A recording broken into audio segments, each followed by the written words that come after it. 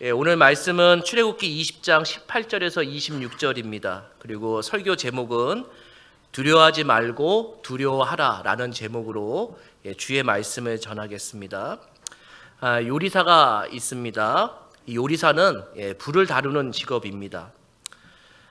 요리사는 어느 누구보다도 불을 두려워합니다. 왜냐하면 이 화재가 나면은 큰일 나기 때문입니다. 그러나 이 요리사는 맛있는 요리를 만들기 위해서 또 두려워하지 않아야 됩니다. 결국 좋은 요리사는 불을 두려워하지 않으면서도 두려워해야 된다는 겁니다. 어부도 마찬가지입니다. 어부는 물 위에서 하는 일입니다. 어부는 언제나 바다를 두려워합니다. 왜냐하면 바다에 빠지면은 살 길이 조금 어렵기 때문입니다. 그러나 어부는 바다하고 친해져야 되고 바다 가까이 있어야지 많은 물고기를 또 잡을 수 있습니다. 결국 좋은 어부도 바다를 두려워하면서도 바다를 두려워하지 않아야 좋은 어부가 될 수 있습니다. 오늘 설교 제목은 두려워하지 말고 두려워하라. 이것이 설교 제목입니다. 성도님들, 무엇을 두려워하지 말고 두려워해야 할까요? 하나님을. 우리는 하나님을 두려워하면서도 두려워하지 않을 때 좋은 신자가 될 수 있습니다. 오늘 18절에서 21절을 보면은 18절에 하나님을 두려워하는 이스라엘 백성에게 20절에 보면은 두려워하지 말라 이렇게 이야기하고 있습니다. 결국 믿음이 무엇이냐면은 하나님을 두려워하면서 두려워하지 않는 것이 신실한 믿음입니다. 좀 약간 모순인 것 같죠. 그러나 이것이 가장 균형 잡힌 신앙입니다. 하나님 아버지를 우리가 믿기 때문에 두려워하지 않습니다. 그러나 늘 죄를 싫어하시고 늘 심판하시는 하나님을 알기 때문에 또 두려워해야 되는 것도 사실입니다. 그렇기 때문에 하나님을 우리가 믿을 때 하나님을 두려워하지 않으면서도 하나님을 두려워해야 되는 것, 이것이 예수 믿는 사람이 반드시 갖춰야 될 신앙의 자세입니다. 저번 주까지 우리는 십계명에 대해서 설교를 들었습니다. 그리고 오늘은 이 십계명 설교를 끝난 후에 이스라엘 백성들의 이제 반응을 나타내고 있습니다. 우리 18절에서 19절 같이 한번 읽겠습니다. 18절에서 19절입니다. 뭇 백성이 우레와 번개와 나팔 소리와 산의 연기를 본지라. 그들이 볼 때에 떨며 멀리 서서 모세에게 이르되 당신이 우리에게 말씀하소서 우리가 들으리이다. 하나님이 우리에게 말씀하시지 말게 하소서 우리가 죽을까 하나이다. 아멘. 18절을 보면은 떨며 멀리 서서 이렇게 이야기합니다. 그러니까 두려워서 점점 하나님과 멀리 떨어져 있다는 것을 표현한 거죠. 이스라엘 백성이 왜 하나님을 두려워할까? 그거는 번개와 우레와 산의 불, 나팔 소리로 하나님의 임재를 경험하기 때문에 지금 떨면서 두려워합니다. 근데 떨면서 두려워하는 게 중요한 게 아니라 19절이 더 중요합니다. 19절에 보면은 이스라엘 백성이 내가 죽을 것 같습니다 라고 고백을 해요. 내가 떨며 죽을 것 같습니다 이렇게 고백하는데 이스라엘 백성이 왜 죽을 것 같다고 얘기할까요? 성도님들, 하나님의 말씀을 지금 들었기 때문에 내가 죄인인 것을 깨닫는 거예요. 하나님의 말씀을 듣는 순간 이스라엘 백성은 자신들이 죄인인 것을 깨달으면서 내가 이 죄 때문에 죽을 것 같은 거예요. 이 죄를 어떻게 해결해야 될지를 지금 모르고 있는 것이 오늘 장면입니다. 성도님들, 예배에 참석하실 때 마음에 두려운 마음으로 오세요? 아니면 즐거운 마음으로 오세요? 아니에요. 두려운 마음으로 오셔야 돼요. 왠지 아세요? 우리는 의인이 아니라 죄인이기 때문에. 교회는 의인들의 모임이 아니라 죄인들의 모임이에요. 그렇기 때문에 교회는 시끄럽고 싸울 수 있어요.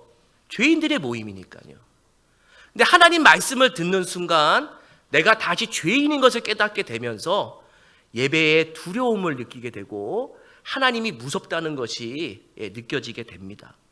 그러니까 우리가 예배를 드릴 때, 특히 설교를 들을 때 우리 마음에 내가 죄인이구나, 내가 주의 말씀을 들으면서 떨리는 마음으로 내가 주의 말씀을 들어야겠구나, 그런 사람에게 은혜가 임하지, 내가 의인으로서 즐겁게 예배드리는 자에게는 하나님의 은혜가 임하지 않습니다. 오늘 하나님은 모세를 통해서 이 죄인된 이스라엘 백성에게 먼저 두려운 마음이 무엇인지를 알려줍니다. 근데 이스라엘 백성이 그런 거를 잘 몰랐죠. 작고한 데이비드 윌리스라는 사람이 있는데, 이 사람이 교수면서 작가예요. 근데 유명한 축사를 하나 합니다. 그것이 This is water라고, 이것이 물이다 라는 축사를 하는데, 이것이 너무나 충격적인 축사였어요. 이 축사에 이런 내용이 있습니다. 어떤 어리고 젊은 물고기 2마리가 물속에서 헤엄을 치고 있었는데, 한 나이 먹은 물고기가 찾아온 거예요. 이 젊은 물고기 2마리한테. 그러면서 나이 든 물고기가 뭐라고 얘기하냐면은, 젊은 물고기한테 야, 여기 물이 좀 어때? 물 좋아? 이렇게 물어봤대요.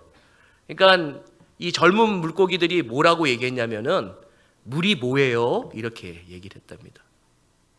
왜냐하면은 이 젊은 물고기들은 태어나면서부터 물에서 태어났기 때문에 물에서 살고 있지만 물이 뭔지를 모른다는 거예요. 이 사람이 그거를 빗대서 뭐라고 얘기하냐면은, 세상이 얼마나 위험한 곳인지, 세상이 얼마나 더러운 곳인지 사람들은 잘 모른대요. 성도님들, 세상이 더러운 곳이에요? 세상이 깨끗한 곳입니까? 더러운 곳이에요. 세상은 죄가 가득한가요? 아니면 의가 가득한가요? 죄가 가득한 거예요. 우리도 죄인이에요. 죄된 곳에서 죄인이 살아가니까 이것이 죄인지 아닌지를 모르고 우리가 살아가고 있는 거예요. 그런데 하나님이 그 죄인들 가운데, 죄된 곳에서 죄인들 가운데 일부분을 끄집어내서 죄가 얼마나 무서운지를 알려준 거예요. 그것이 뭐냐면은 구원받은 거예요. 지금 이스라엘 백성에게 하나님은 홍해를 건너게 하신 다음에 그들에게 구원을 베푸시고 먼저 이 말씀을 하시는 거죠. 우리 출애굽기 20장 1절입니다. 같이 한번 읽겠습니다. 하나님이 이 모든 말씀으로 말씀하여 이르시되, 아멘. 십계명은 율법이 아니에요. 제가 계속 설교했었지만 10마디 설교예요. 10마디 설교. 지금 하나님이 육성으로 설교를 하셨을 때 이스라엘 백성은 죄인인 것을 깨닫고 두려워하는 거예요. 지금. 그런데 하나님이 이 십계명을 설교했을 때 이 십계명을 성도님들 지킬 수 있기 때문에 우리에게 주신 걸까요? 지킬 수 없기 때문에 주신 걸까요? 성도님들, 지킬 수 있기 때문에 십계명을 주신 걸까요? 지킬 수 없기 때문에 십계명을 준 걸까요? 지킬 수 없기 때문에. 하나님은 죄인인 우리가 이 십계명을 지키지 못할 걸 다 알고 있어요. 그런데도 주신 거예요. 왜냐하면 십계명 때문에 내가 죄인인 것이 발가벗게, 내가 죄인인 것을 드러내게 하기 위해서요. 성도님들, 일주일 내내 사셨잖아요. 맞죠? 하나님을 사랑하셨어요? 돈을 사랑하셨어요? 예? 말씀을 못 하시죠. 성도님들, 일주일 사시는데 거짓말 한 번도 안 해본 사람 없으시죠? 십계명을 지킬 수 있을까요? 없을까요? 못 지켜요. 십계명은 지킬 수 없기 때문에 준 거예요. 소크라테스가 수업 첫날에 학생들을 많이 모아놓고 첫 수업을 이렇게 했대요. 여러분, 오늘 가장 간단하면서 가장 어려운 숙제를 내겠습니다. 손을 한번 쭉 뻗어보세요. 그랬더니 학생들이 손을 딱 이렇게 뻗었대요. 그 다음에 손을 다시 뒤로 뻗어보세요. 했더니 손을 뒤로 딱 뻗었대요. 그러면서 소크라테스가 학생들한테 뭐라고 얘기하냐면은 1년 동안 매일 앞으로 뻗었다가 뒤로 뻗는 거를 매일 10번씩만 하세요. 이것이 숙제예요. 이렇게 얘기했대요. 1년이 지난 다음에 학생들한테 물어봤어요. 학생들이 이거를 지킨 사람이 있을까요? 없을까요? 딱 한 명이 있었대요. 그 사람이 플라톤이에요. 그 한 명이 이거를 1년 동안 지키는 걸 보면서 소크라테스가 뭐라고 얘기하냐면은 너가 세상을 바꿀 만하다 이렇게 칭찬을 했대요. 하나만 제대로 지켜도 뭐를 바꾼다고요? 네, 세상을. 근데 10계명은 몇 개예요? 10개. 인간이 도저히 지킬 수 없는 거예요. 하나님은 이 10계명을 통해서 우리한테 알려주는 거는 너가 죄인인 것뿐만 아니라 마음에 거룩한 두려움을 가져야지 이 예배당에서 은혜를 받을 수 있다고 얘기합니다. 지금 예배를 드리고 있는 거예요, 이스라엘 백성은. 마찬가지로 우리가 이 예배당에서 거룩한 두려움을 갖지 않고 있다면은 그거는 신자가 아닐 수도 있습니다. 왜냐하면 내가 죄인인 것을 인식하지 못하고 살아가기 때문이에요. 존 비비어 목사가 이런 말을 합니다. 거룩한 두려움은 하나님과 멀어지게 하지 않고 오히려 더욱 가까이 나아가게 만든다. 우리 아이들 키워보시면은 아이들이 내 품에 잘 있다가 갑자기 어느 순간 멀어져요. 부모 곁으로 안 와요. 그러면 답은 딱 하나예요. 얘가 실수를 했구나. 얘가 잘못했구나. 그것이 금방 티가 나요. 이 아이는 너무나 두려워가지고 부모 옆으로 오지 않아요. 근데 그 두려움을 해결하는 방법은 딱 한 가지밖에 없어요. 두려워도 부모 품으로 와야지 그 두려움이 사라져요. 마찬가지입니다. 우리가 두려움을 갖지만 하나님이 무섭지만 그 무서운 가운데도 하나님 앞에 가까이 가야지 우리가 용서를 받을 뿐만 아니라 우리에게 은혜가 임하게 되는 거죠. 세상을 두려워하면은 죄의 난도질을 당하지만 하나님을 두려워하면은 하나님이 인생을 작품으로 만들어 가십니다. 그러니까 우리의 인생의 작품을 만들기 위해서 하나님은 항상 예배 중에 우리를 모으세요. 그리고 두렵지 않은 자에게 두렵게 만드시고 두려워하는 자에게 위로하면서 신앙을 균형 잡히게 만드는 것, 그것이 오늘 하나님이 모세를 통해서 우리에게 알려주는 겁니다. 성도님들, 이 예배 시간에 두려운 마음이 없으시잖아요? 회개하셔야 돼요. 하나님이 너무 쉬워 보이시는 거예요. 어떻게 하나님 앞에 우리가 예배를 드리는데 두려운 마음이 없을 수 있어요? 그거는 우리 마음에 문제가 있는 거예요. 지금 내 마음속에 두려움이 사라져버린 거예요. 제가 어렸을 때부터 지금까지 가끔 보는 책이 몇 개 있는데 이 허먼 멜빌이 쓴 모비딕이라는 책, 지금도 가끔 보거든요. 이거 잘 아시죠? 고래잡이 떠나는 이 이야기예요.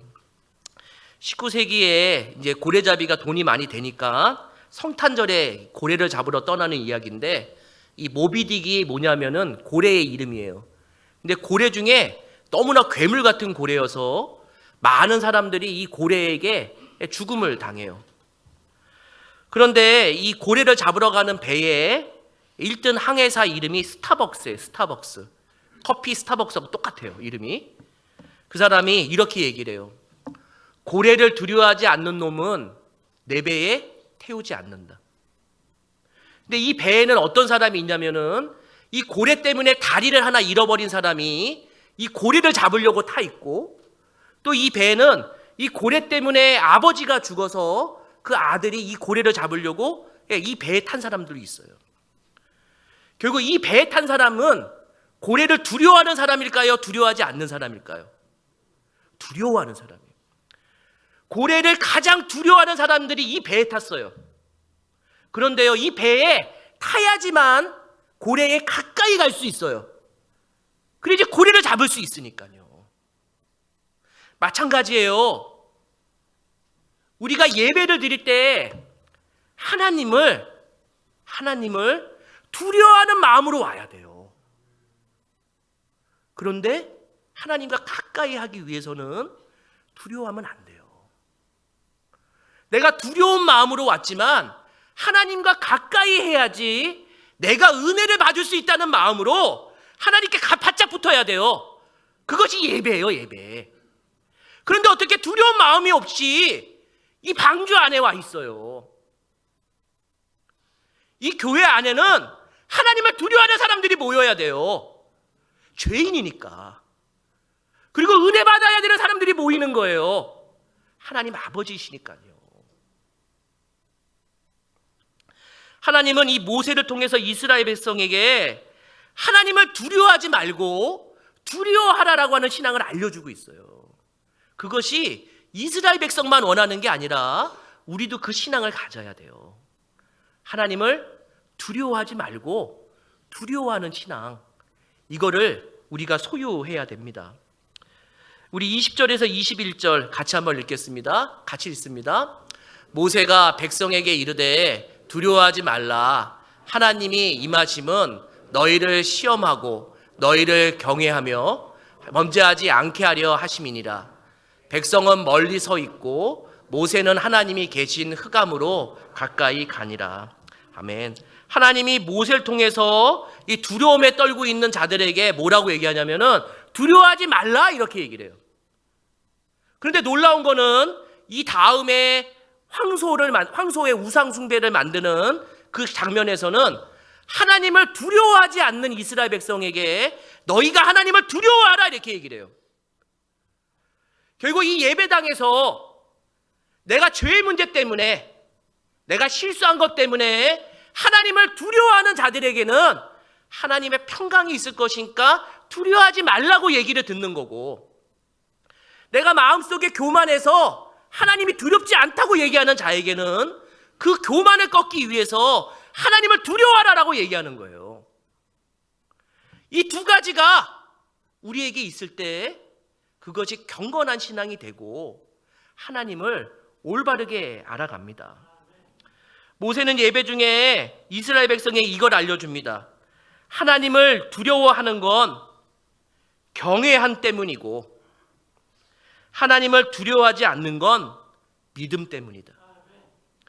그러니까 하나님이 너무나 거룩하시기 때문에 이 비천한 자가 하나님에게 보일 때는 내가 너무나 두렵기 때문에 경외함 때문에 두려운 것이고, 내가 하나님이 그래도 두렵지 않은 거는 내 믿음 때문에 은혜를 주실 거라고 믿기 때문에 두렵지 않은 거예요.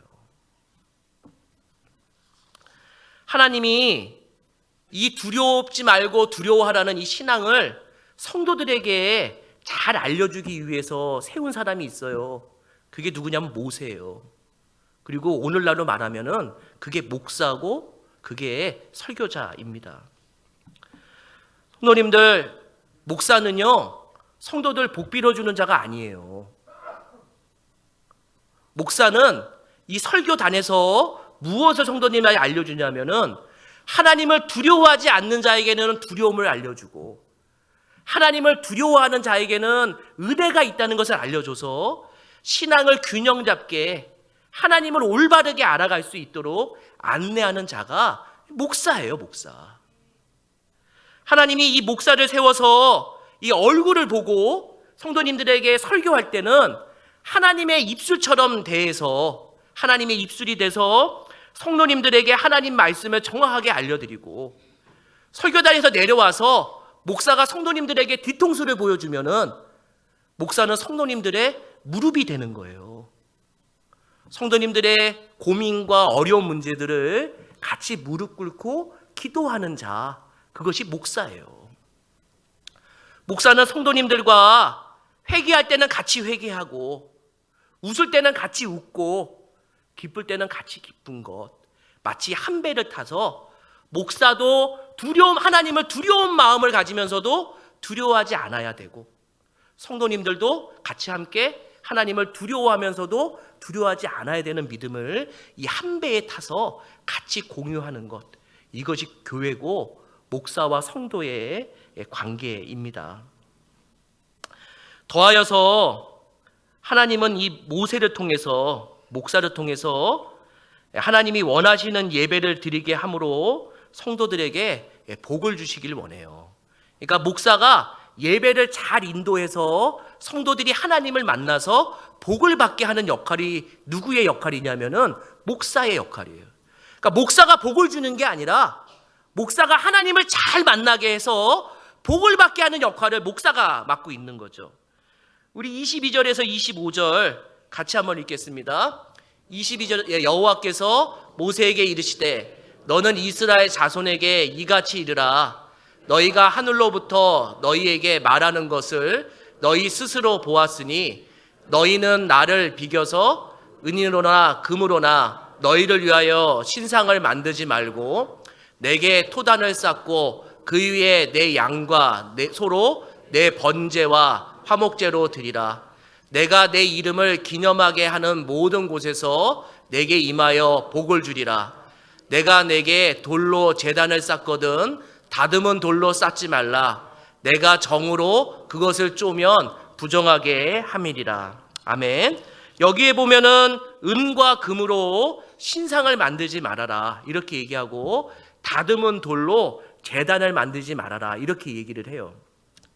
이것이 우상 숭배를 하지 말라 이런 얘기일 수도 있지만 더 좋은 의미는 이런 의미입니다.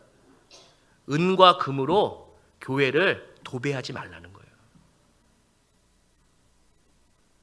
은과 금으로 화려하게 교회를 장식하거나 교회를 휘감지 말라는 거예요. 성도님들, 우리 교회가 만약에 모든 것을 다 순금으로 다 벽에다 순금으로 만들었어요. 그럴 리는 없죠, 맞죠? 예, 그래서 그런 날이 있으면 좋을 수도 있지만 없어요, 그런 날이. 온 벽을 다 금으로 만들었어요. 하나님의 이름을 부를까요? 금으로 만든 교회 이름을 찬양할까요? 예? 교회는 하나님이 임재하는 곳이잖아요. 교회는 하나님이 임재해서 하나님의 은혜를 받는 곳이고, 교회가 이곳에서 하나님의 은혜를 받은 거에 대해서 감동을 받아야 되는 게 교회 공동체예요. 근데 교회를 금과 음으로 도배를 해보세요. 하나님의 은혜를 찬양하는 것이 아니라 우리 교회는 금으로 만들었어, 우리 교회는 은으로 만들었어, 이 얘기만 하다가 끝나는 거예요. 다듬은 돌, 교회를 가장 아름다운 대리석으로 만들 수도 있어요, 형편이 좋으면은. 그런다고 해서 하나님이 그 교회에 임재할 수도 있고 임재 안 하실 수도 있어요. 왜 그럴까요? 하나님은 신실한 자가 드리는 신실한 예배에 임재하세요. 크고 화려한 데에 임재하는 것이 아니라 신실한 신자들이 함께 신실하게 예배드리는 곳에서 하나님은 복을 주시고 은혜를 베푸세요. 만약에 예수 그리스도가, 우리 성탄절이 얼마 지나지 않았는데 예수 그리스도께서 가장 화려하고 좋은 곳에 임재를 하셔야 되면은 마국간 말구유에 임재하면 안 돼요.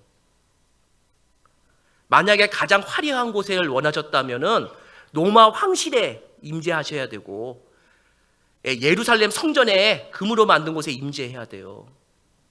근데 우리가 믿는 예수 그리스도는 가장 천하고 가장 연약한 말구유, 그것도 마국간의 말구유에 임재하셨어요. 왜 그런 초라한 곳에 임재하셨을까요? 거기 안에 신실한 요셉과 마리아가 있었기 때문이에요. 하나님은 우리에게 화려한 것을 요구하지 않으세요. 진심을 요구하세요, 진심을. 두려운 마음으로 하나님 앞에 예배드리고 있는가, 그거를 지금 원하고 있는 거예요. 화려하고 큰 교회당에서 우리가 가식적인 예배와 가식적인 신앙생활과 허세 있는 교회로 신앙생활 한다면은 그곳에서 1억을 헌금드리던 2억을 헌금드리던 하나님은 거기에 임재하지 않으셔요.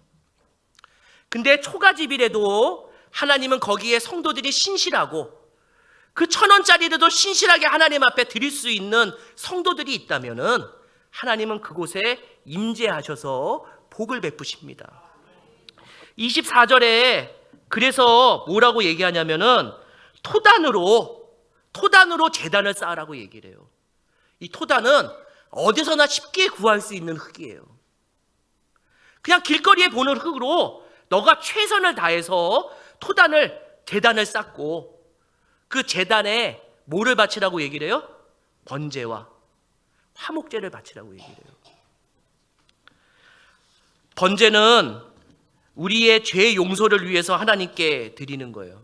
하나님이 너무나 두려워서 죄 용서를 받으려고 드리는 거고, 화목제는 하나님께 더 가까이 가고 싶어서 기쁜 마음으로 드리는 거예요. 그런데 번제와 화목제가 공통점이 있어요. 뭐냐면은 자발적으로 드리는 거예요. 자발적으로. 목사가 마른 수건에서 물자 내듯이 헌금을 강요하고 교회의 화려한 것들을 꾸미기 위해서 마치 마른 오징어에서 물을 짜내는 것처럼 쥐어짜는 거 가짜 목사예요. 하나님이 그걸 원하지 않으세요. 하나님은 내 형편에 있는 그대로, 내가 가난하면은 가난한 대로, 부하면은 부한 대로, 내가 하나님 사랑하는 것만큼 헌신하고 자발적으로 주님 앞에 나올 때 하나님은 오늘 말씀에서 뭐라고 얘기하세요? 복을 주신다고 얘기하셨어요.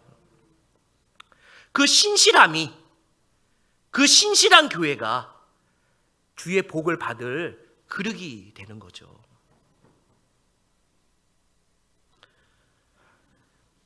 또 오늘 말씀에서 제가 부끄러운 말씀인데, 하나님은 이 예배 중에 하나님이 성도들에게 복을 주시려고 하는데 복을 받는 것을 방해하는 자가 하나가 있다고 그래요.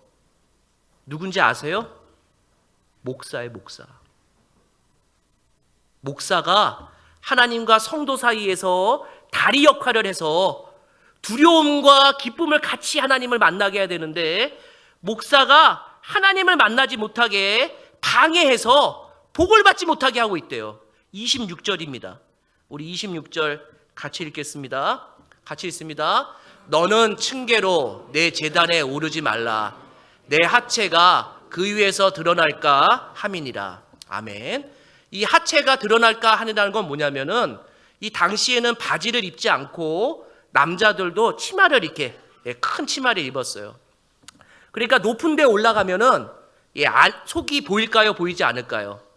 보여요. 근데 이 당시에 속옷도 잘 안 입고 입었기 때문에 이제 높은 데 올라가서 하체를 보여주면은 창피이고, 그게 죄고 부끄러움이에요. 근데 지금 이 본문에서 뭐라고 얘기하냐면은 너는 이렇게 얘기하는데, 모세는, 그리고 제사장은, 또 목사는 제단에 올라갈 때 뭐로 올라가지 말라고 그러세요? 뭐로 올라가지 말라고 그래요?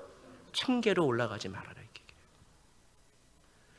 왜 그러냐면은 모세가, 목사가 예배를 드릴 때, 설교를 할 때 높은 강대상에 층계를 걸어 올라가면은 하나님을 바라보던 시선이 누구를 바라보게 될까요?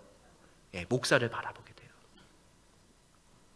목사는 성도님들한테 예배 중에 하나님을 바라보게 만드는 자예요. 근데 목사할 때 시선을 뺏기니까 복을 받지 못하시는 거예요. 어떻게 하든지 목사는 하나님을 바라보게 만들어야 돼요. 그렇기 때문에 목사는 화려한 장식이 있는 옷이나 아니면 시계를 하지 않고, 손목에 커프스 버튼도 하지 않고, 또 설교단에서 목사가 자기의 학력이나 자기를 과시하지 않아요. 왜 그럴까요?